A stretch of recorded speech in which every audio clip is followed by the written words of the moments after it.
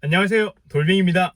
오늘의 이야기는 트랙스를 사고 나서 꼭 해야 하는 것들, 필요한 튜닝과 물품 등을 최대한 정리를 한번 해봤습니다. 대략적인 가격과 방법도 알 수 있는 선까지 조사를 해서 담았습니다. 오늘의 내용이 트랙스에게만 해당되는 것들도 있지만 어떤 차에게도 적용되는 것들도 다양하게 있으니까 참고하시면 좋을 것 같습니다. 항목은 필수라고 생각하는 8가지, 개인 취향이나 필요에 따라서 선택적이라고 생각하는 40가지 해가지고 총 48가지입니다.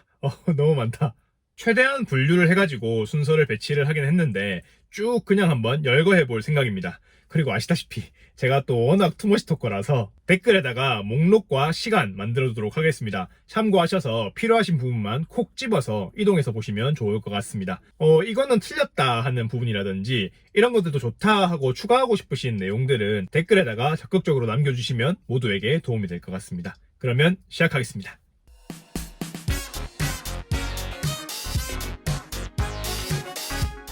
먼저 트랙스를 사서 꼭 해야 하는 8가지입니다. 첫째로 사이드미러 자동 접힘 기능입니다. 보통 락폴딩이라고 부르는데요.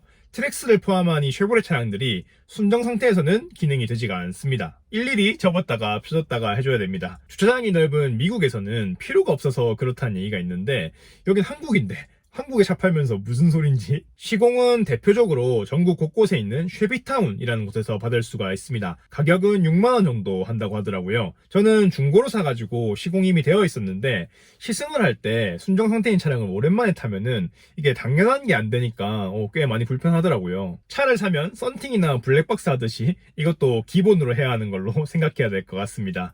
쉐비타운 얘기 나온 김에 한 가지 드리고 싶은 말씀이 있는데 바로 멀티팩에 대한 이야기인데요. 이거는 제일 뒤로 밀어두고 다음으로 넘어가겠습니다. 두 번째는 틴팅, 그러니까 썬팅에 대한 이야기입니다. 트랙스를 신차로 구매하시는 분들께 꼭 드리고 싶은 말씀입니다. 트랙스는 전조등, 그러니까 헤드라이트가 되게 어둡습니다. 아무리 봐도 광량 자체가 부족한 게 팩트이긴 합니다. 그렇지만 이거를 더 어둡게 만들어버리는 게 바로 썬팅 때문입니다. 앞도 잘 안 보이지만 옆도 잘 안 보이거든요. 이미 솔라 글라스라고 해가지고 어느 정도 차단이 되는 유리인데 여기다가 추가로 또 씌워버리니까 안 그래도 어두운 헤드라이트가 정말 안 보이게 되는 것입니다. 그래서 트랙스를 신차로 구매하시는 분들은 딜러분, 그러니까 영맨이 서비스로 해준다라는 썬팅을 받지 마시고 이 부분은 현금으로 최대한 받으시거나 하시고 좀 번거로우시더라도 따로 썬팅집에 가셔가지고 돈을 좀 더 쓰셔서 좋은 걸로 하시면 좋겠다라고 생각을 합니다. 아시다시피 썬팅이 진하다고 해서 차단이 잘 되는 건 아니지 않습니까? 그래서 가시광선 투과율이 좀 좋고 자외선 차단율은 높은 걸로 골라서 하시는 거를 추천드리고 싶습니다. 저는 트랙스를 살 당시에 이 정도로 어두울지 모르기도 했지만 알았다고 해도 중고로 사서 선택권이 없었습니다. 지금이라도 뜯고 다시 하고 싶은 마음이 굴뚝 같긴 한데 멀쩡한 거 뜯고 또 생돈 들이기는 부담스러워가지고 그냥 막 눈 껌뻑거리면서 다니고 있습니다. 세 번째는 오토라이트 센서 저항 교체입니다. 바로 저 앞에 있는 게 자동으로 라이트를 켜고 끄게끔 감지하는 그런 오토라이트 센서인데요. 이게 되게 둔감합니다. 그래서 대낮에도 그늘만 가도 막 켜지고 그러는데요. 이거는 보통 DIY로 많이 하시더라고요. 센서 안에 있는 저항을 값이 다른 걸로 구매를 해가지고 교체를 한다는 겁니다. 또는 사포로 겉면을 좀 깎아가지고 좀 더 빛이 잘 투과될 수 있게 하거나 이렇게 하는 것들인데 첫 번째 방법은 인두가 필요하다고 하고 좀 번거롭기 때문에 이것도 쉐비타운에 가면은 시공을 받을 수 있다고 합니다. 대신에 미리 전화를 해가지고 가능한지 또 센서 저항을 가지고 있는지 등등 협의가 좀 필요한 부분입니다. 이 오토라이트 센서 작업은 필수가 아닐 수도 있습니다. 저도 안 했고요. 대낮에 전조등 켜고 다니면은 남들이 비웃지 않을까? 나 혼자 찔릴 뿐이고 자주 켜졌다가 꺼졌다가 하니까 전구 수명이 조금 빨리 다를 뿐이다. 그건 뭐 문제는 아니고요. 오히려 안전상 낮에는 켜져 있으면 좋을 수도 있고 라고 예전에 말씀을 드렸었는데 죄송합니다. 아닙니다. 문제였습니다.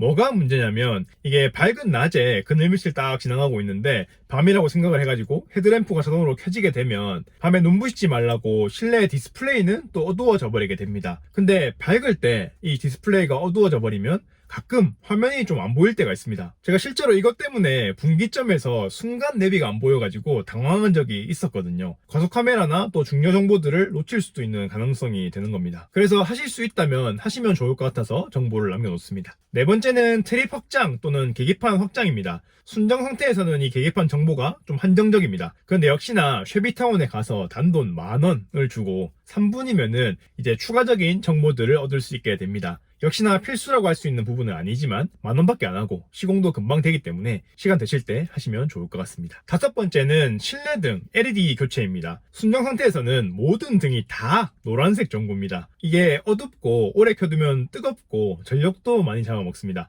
LED로 교체를 하게 되면은 이 단점들이 다 사라지게 되는데 제가 여지껏 했던 DIY 중에 만족도가 가장 좋습니다. 이것도 시공을 맡긴다면 맡길 수 있겠지만 그렇게 어렵지 않으니까 리무버 하나 구매를 하셔가지고 영상 참고하셔서 직접 하시면 좋을 것 같습니다. 이거 하고 나서 진짜 한 달은 다른 차 타는 것 같은 기분이 들었었고, 노란 등은 이제 상상이 안 됩니다. 구매는 네이버에 트랙스 LED 실내등 검색을 하셔가지고 아무 데서나 저렴한 곳에서 구매를 하시면 되고, 찾기 귀찮으신 분들을 위해서 제가 구매했던 곳 링크를 댓글에다가 추가해 두겠습니다. 구매를 하실 때는 필요한 부분들만 골라서 구매를 하시면 됩니다.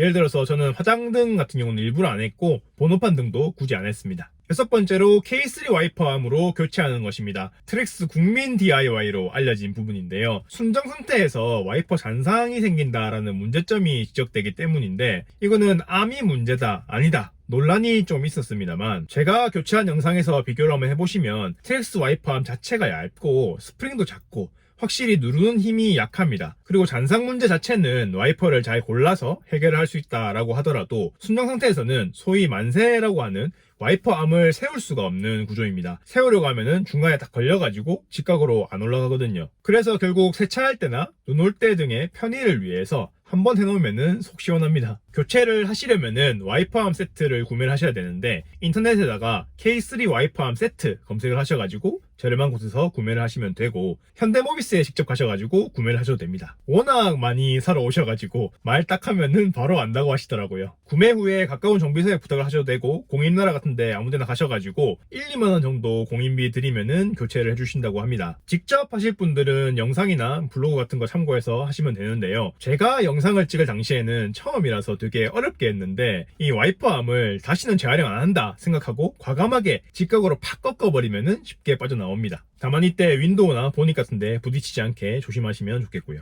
일곱 번째는 카플레이를 위한 핸드폰 정품 케이블 구비하는 것입니다. 우리 트랙스처럼 카플레이 또는 안드로이드 오토 이걸 사용해야 되는 그런 차량을 가지고 계시는 분들 중에 간혹 카플레이가 안 된다 하시는 분들이 계십니다. 보통 핸드폰에서 카플레이 연결 허용 이런 걸 안 해서 생기는 문제인데, 이것저것 다 해봐도 안 된다면은 혹시나 쓰고 계시는 케이블이 정품이 아닌지 의심을 한번 해보시면 좋습니다. 정품 케이블이 아니면 아무래도 연결이 잘 안 된다는 얘기가 있거든요. 마지막 여덟 번째는 냉각수 체크입니다. 이거는 시공이나 물품 같은 것들이 아니라 어떠한 자세, 트랙스 오너 또는 쉐보레 가솔린 터보 모델 오너라면은 가지면 좋은 자세입니다. 왜냐하면 아시다시피 트랙스는 냉각수 누수가 발생할 가능성이 있는 차량이기 때문에 종종 체크를 하셔가지고 큰일 당하시지 않도록 하시는 것이 좋습니다. 가끔 본인 열어가지고 냉각수 보조 탱크하고 주변 호스들 점검을 좀 해주고, 출발하기 전에 슬쩍 차 밑에 보고 물 떨어진 거 없는지 한번 확인해 보고요. 또 감이 안 잡히시면은 냉각수 보조 탱크에다가 표시를 좀 해주는 것도 좋습니다. 어느 정도 오르락 내리락 하는 것은 정상이고, 시간이 또 흐르면은 어느 정도 줄어드는 것도 정상입니다만, 이 범위를 벗어나는 딱 봐도 눈에 보이는 변화를 보이게 되면 당장 점검받으러 가시는 것이 좋습니다. 이 냉각수 누수에 대한 자세한 이야기는 제가 겪은 게 아니어서 좀 다루기가 어렵더라고요. 그래서 정보를 좀 더 모아가지고 언젠가 한번 영상으로 만들어 볼 수 있도록 하겠습니다.